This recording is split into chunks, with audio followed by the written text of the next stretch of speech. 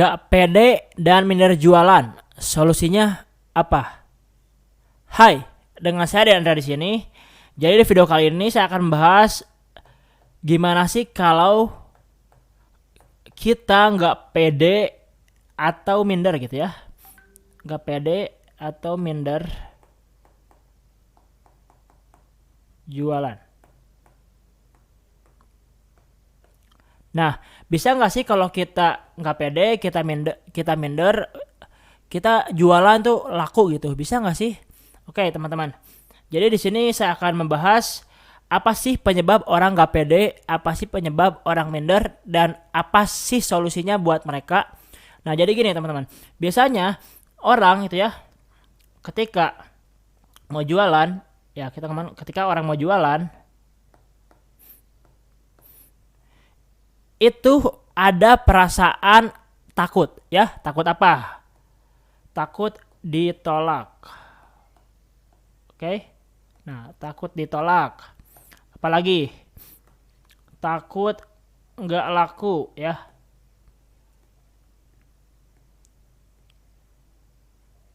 Takut dibully ya. Nah, biasanya hanya karena hal-hal seperti ini aja gitu ya. Jadi takut ditolak lah, takut nggak laku lah, takut dibully lah. Nah, biasanya kita minder atau nggak pede itu karena kita emang belum pernah ngerasain yang namanya laku ya. Nah, kita belum pernah ngerasain yang namanya laku. Karena kita belum pernah ngerasain yang namanya laku, kita belum punya sensasinya teman-teman. Kita belum punya ibaratnya sebuah momen dimana kita tuh bahagia ketika mendapatkan yang namanya margin atau untung ya.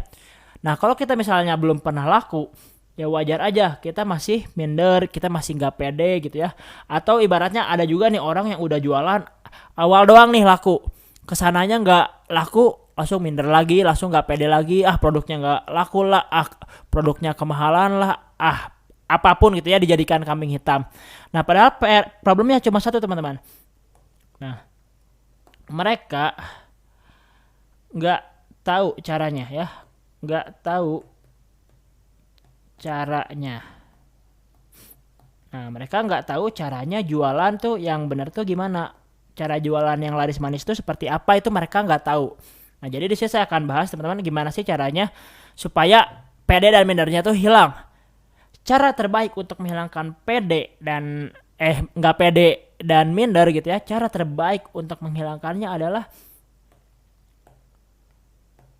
kita harus laris ya. Jualannya laris. Kalau Anda jualannya laris, saya jamin nggak pede dan mindernya bakal hilang gitu ya, karena Anda udah ada bukti gitu. Anda udah pede nih, oh ini produknya laku, oh ini emang bisa nih dapat duit dari sini.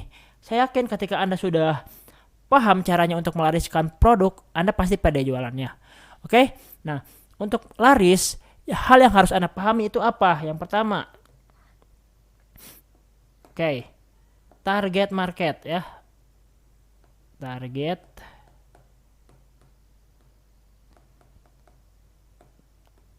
market. Nah, target market ini itu penting banget ya. Karena kalau misalnya Anda berjualan ke orang yang salah, hal yang terjadi adalah Anda apa? Ditolak. Ya dibilang kemahalan lah, ya dibilang gak butuh lah, ya dibilang buat apalah gitu. Jadi ketika Anda salah target marketnya, Anda akan ditolak. Tapi kalau Anda benar target marketnya, tentu closing tuh menjadi lebih mudah gitu ya.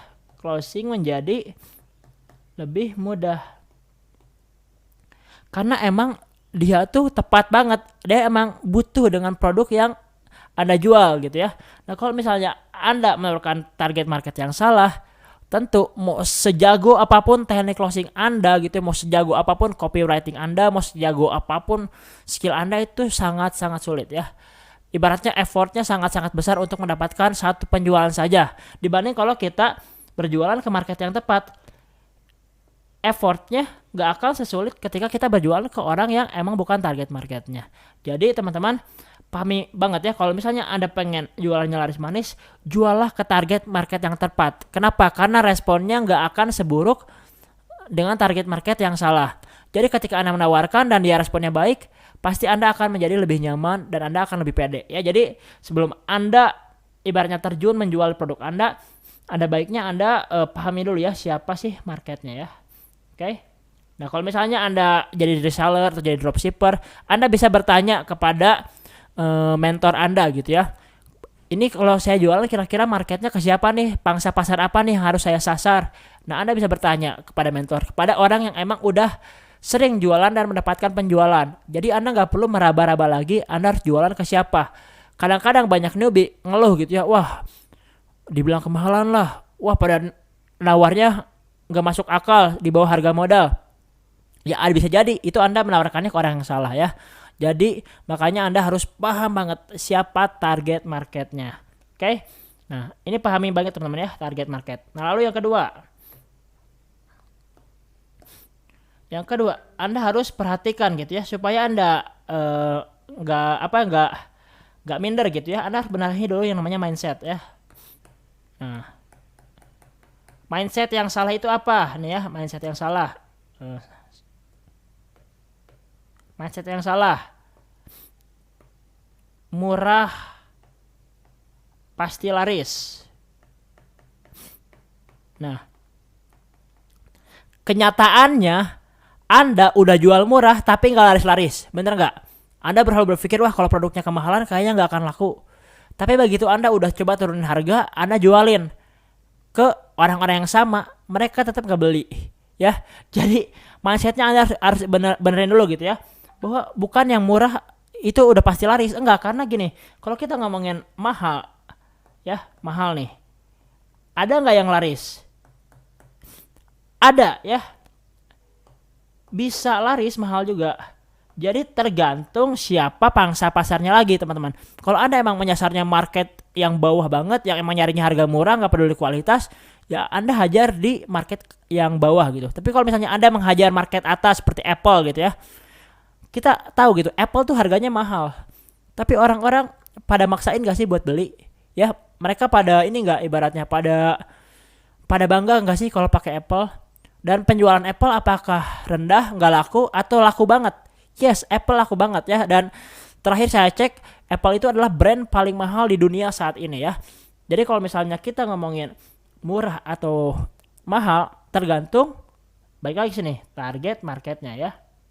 Jadi kalau misalnya Anda lebih senang ibaratnya berjualan ke market yang punya duit, ya market menengah ke atas tuh lebih enak sebenarnya kita jualinnya kalau misalnya kita tahu cara nge-treatmentnya ya.